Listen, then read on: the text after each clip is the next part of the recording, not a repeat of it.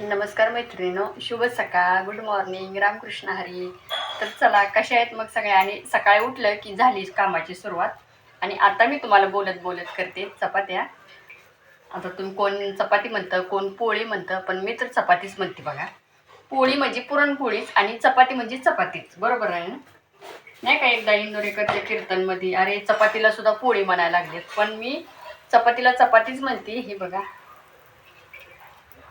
आणि म्हटलं चला चपात्या करत करत तुम्हाला पण बोलावं थोडंसं.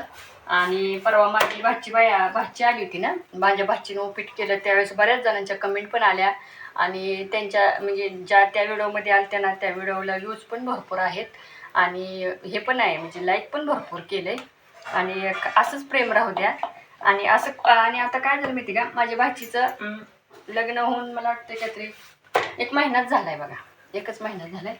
म्हणजे पहिली पंचमी असेल, म्हणजे पहिली पंचमी असल्यामुळं त्या आलेल्या त्या. आणि खरं तर त्या जॉब करतात, त्यांना सुट्टी नव्हती, तरीसुद्धा त्या 2 दिवसाची सुट्टी काढून आल्या त्या. कारण हे जेवढं तर हे वर्षभर जे सण आहेत ना, ते तरी त्यांच्या घरची म्हणजे माझ्या नणंदबाई त्या म्हणल्या बाकीचं काय नाही, पण जे आपले वर्षभराचे आता तू नवीन नवरे वर्षभराचे जे सण आहेत ते तर केलं पाहिजेत. त्याच्यामुळे त्या 2 दिवसासाठी आल्या. पण वेळात वेळ काढून त्या माझ्याकडे पण आल्या. म्हणल्या मामी परत काय लवकर मला येणं होणार नाही, त्याच्यामुळे मग आता त्या रक्षाबंधनला पण येणार नाही त्या. त्याच्यामुळे त्या म्हणले मामी आत्ताच मी येऊन तुमची भेट घेऊन जाईन. मग माझे सासरे पण गेले होते त्या, म्हणजे सासरे पण, माझे सासू सासरे आहेत, जाऊबाई आहेत, तिकडे पण जाऊन तिकडूनच परत माझ्याकडे आल्या होत्या. आणि तुम्ही म्हणसाल की ताई नुसतं उपीटच खाऊन गेल्या का, तर काय झालं, त्या दिवशी सासरे गेले होते आदल्या दिवशी मुक्कामानं माझ्या. आणि मग तिथं माझ्या जाऊबाईने सकाळी स्वयंपाक केला होता. स्वयंपाक जेवण वगैरे करून त्या 2 वाजता माझ्याकडे आल्या होत्या, म्हणजे शेटपळवरून पंढरपूरला एसटीनं. मग त्या बरोबर माझ्या घरी आल्या ना, तेव्हा 2 वाजलेल्या. बरोबर 2 वाजता त्या माझ्यापाशी आल्या. मग आल्यानंतर मी परत त्यांना आल्यावर पाणी वगैरे दिलं. तर मग मी कसं दारावरच गाडी आली होती फळाची, मग त्यामुळे मी ड्रॅगन फ्रूट, कलिंगड ही घेतलेली फळं. मग त्यांना मी म्हणलं आता 2 वाजले, आता काही चहा करत नाही, काहीतरी फळंच खावा. मग मी फळं चिरून दिली, त्यांनी फळं बसून खाल्ली. नाही तर असं पण माझ्या भाचीला फळं खूप आवडतात, मग त्यांनी फळंच खाल्ली दोघींनी पण. आणि नंतर मग 4 वाजता मी चहा केला. आणि मग नंतर मग मला म्हटलं मामी आत्ता तर खायला आम्हाला काहीच नको, कारण आम्ही जेवण केलं ते एसटीला बसलो आहे, आता आम्हाला भूकच नाही, जायच्या टायमिंगला बघू उपीट नाही तर पोहे करू, काहीतरी करा म्हटलं. बरं म्हटलं. मग परत त्याच मला म्हटल्या मामी म्हटल्या आणि अशा पण म्हणजे त्या उपीट ना.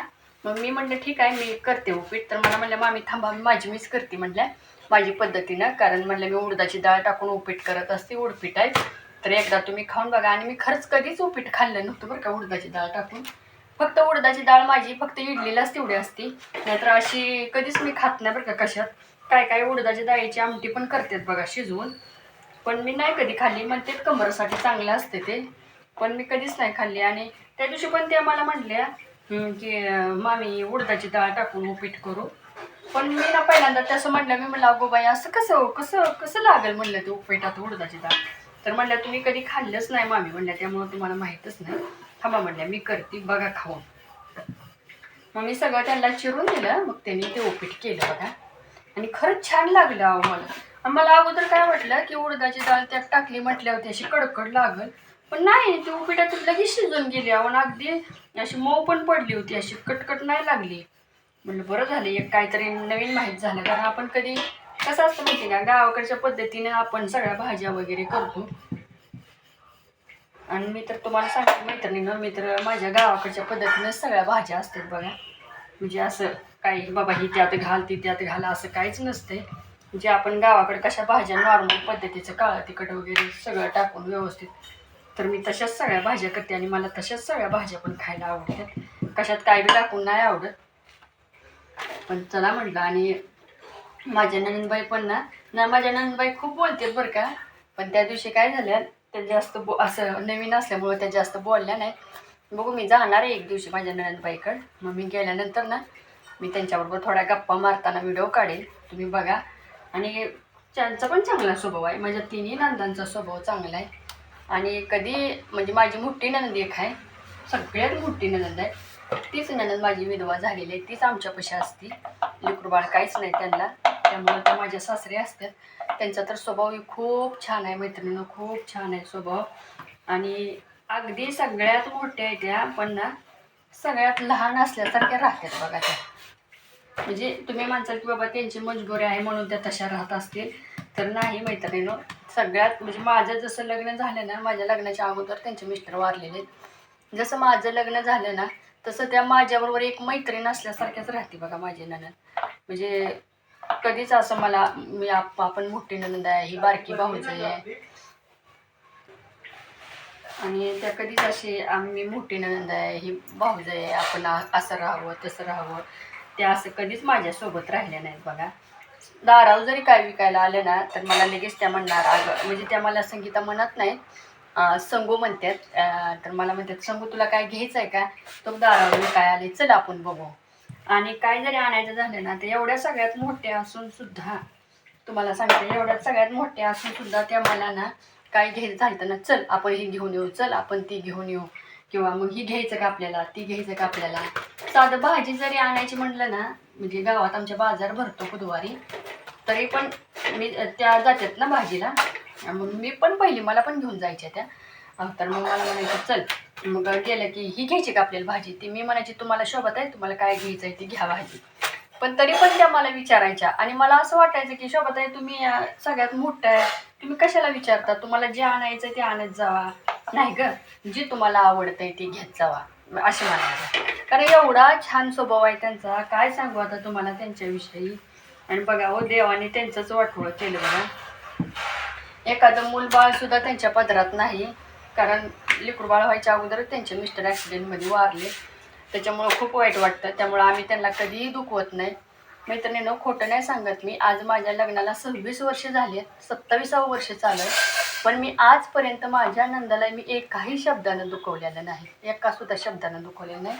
आणि कधी आता जशी मी माझ्या सासूची मुलाखत घेतली, किंवा मी माझ्या सासूला विचारलं त्यांचं शिक्षण कसं, तर असंच मी कधी सासरी गेले ना, तर मी कॅमेऱ्यासमोर माझ्या सासूला विचारते की तुमच्या सूनबाई दोघी सुना कशा आहेत म्हणून. आणि माझ्या नंदाला सुद्धा मी विचारते डायरेक्ट कॅमेरा चालू करून की शोभाताई, आजपर्यंत मी तुम्हाला, म्हणजे मी तुमची भाऊज आहे, माझ्या लग्नाला 26 वर्ष झाले, की कधी मी तुम्हाला त्रास दिला आहे का, तर तुम्ही त्यांच्या तोंडनंच ऐका की आम्ही कसं आहे ते. कारण आम्ही एवढं घरात एकत्र होतो, म्हणजे अजून पण एकत्रच आहे, पण मी शिक्षणासाठी ह्याच्यासाठी आम्ही पंढरपूरला आलो, नाहीतर आमची सगळी एकत्रच फॅमिली आहे. आम्ही कुठलाही कार्यक्रम असला, कुठला सण, साधे आकिती असू द्या, महाळ असू द्या, महालक्ष्मी असू द्या, कुठलाही, आता महालक्ष्मीला पण बघा मी 3 दिवस माझ्या सासरी असते, 3 दिवस मी सासरी राहते महालक्ष्मीला. आणि माझं येणं जाणं पंढरपूरला चालू असते. मी सकाळी ना 8 वाजता माझ्या नवऱ्याचा डबा देऊन मी पण शिटपळला जाते, आणि संध्याकाळी 6 वाजता मी तिथून येते इथं, 6-7 वाजता, पण तिथून येतानाच मी स्वयंपाक वगैरे सगळं करून आणते.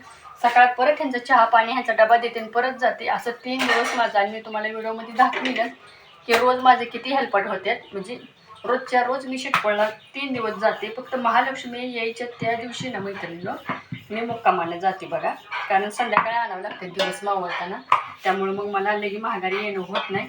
त्याच्यामुळे मी काय करते, जाताना दुपारनं जाते, जाताना ह्यांना स्वयंपाक वगैरे पोराला ह्यांना करून ठेवून जाते. 3-4 वाजता जात असते, आणि त्या दिवशी मी मुक्काम करते. दुसऱ्या दिवशी सकाळी मात्र मी 6च्या गाडीनं, मेहकर गाडी असते, 6च्या गाडीनं मी पंढरपूरला येते. 6:30-6:45 पर्यंत मी पंढरपूरमध्ये असते. आली की पटकन स्वयंपाक करते, पाठीमागनं दुसऱ्या बस जातात शाळेवर, त्या बसमध्ये मी ह्यांचा डबा देते. कारण ह्यांनी जरी लवकर निघून गेले ना, तर ह्यांचे दुसरे बस असतात त्याच त्या बसमध्ये मी ह्यांचा डबा देऊन परत मी महागारी जाते मैत्रिणीनं.